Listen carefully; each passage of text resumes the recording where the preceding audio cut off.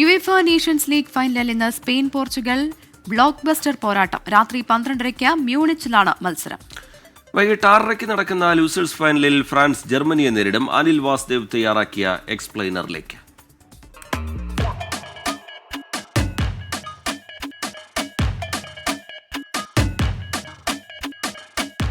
Champions league ഫൈനലിന്റെ ആരവം ഒഴിയും മുമ്പേ മ്യൂണിക്കിലെ അലിയാൻസ് അരീനയിൽ European ഫുട്ബോളിലെ മറ്റൊരു വമ്പൻ പോര്.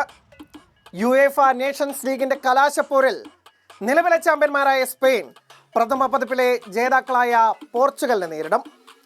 2 തവണ കിരീടം നേടുന്ന ആദ്യ ടീമെന്ന ചരിത്ര നേട്ടത്തിലേക്കാണ് ഇരു സംഘങ്ങളും പന്തു തട്ടുന്നത്. മിന്നും താരങ്ങൾ ഇരുനിരയിലും ഏറെയുണ്ടെങ്കിലും 2 പേരിലേക്കാണ് ഫുട്ബോൾ ലോകത്തിന്റെ കണ്ണുകളെല്ലാം. ഒരു വശത്ത് 40-ാം വയസ്സിലും അത്ഭുതപ്പെടുത്തിക്കൊണ്ടിരിക്കുന്ന ഫുട്ബോൾ ഇതിഹാസം ക്രിസ്ത്യാനോ റൊണാൾഡോ, മറുവശത്ത് ഇതിഹാസ പദവിയിലേക്കുള്ള പടവുകൾ കയറുന്ന അത്ഭുത ബാലൻ 17-കാരൻ ലമീൻ യമാൽ. സെമിയിൽ ജർമ്മനിക്കെതിരെ പോർച്ചുഗലിന്റെ വിജയങ്ങൾ നേടിയത് ക്രിസ്ത്യാനോ റൊണാൾഡോയായിരുന്നു.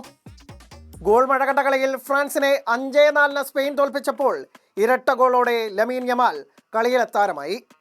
ഒരുപിടി യുവാക്കളുടെ ചോരത്തിളപ്പിൽ പ്രതീക്ഷ വെച്ചാണ് സ്പെയിൻ കിരീടം നിലനിർത്താനെത്തുന്നത്. ലമീൻ യമാലിന് പുറമെ Nico Williams, Pedri, Zubimendi, Gavi, Dani Olmo, Cubarsi.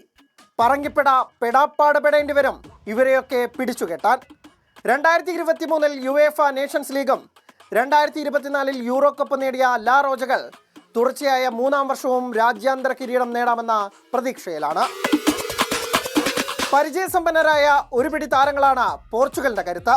റൊണാൾഡോക്കൊപ്പം ഗോളടിക്കാനും ഗോളടിപ്പിക്കാനും Bruno Fernandes, Bernardo Silva, Vitinha, Ruben Neves എന്നിവർ. പ്രതിരോധത്തിൽ നെടും കോട്ടയായി റൂബൻ ഡിയാസ്. സ്പെയിൻ്റെ യുവതാരങ്ങൾക്ക് അതേ നാണയത്തിൽ തിരിച്ചടി നൽകാൻ പോന്ന Nuno Mendes, Joao Neves, Pedro നെറ്റോ.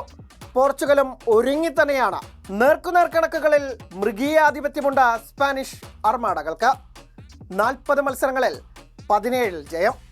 Portugal 6 ജയിച്ചപ്പോൾ 17 മത്സരങ്ങളിൽ തുല്യത പാലിച്ചു.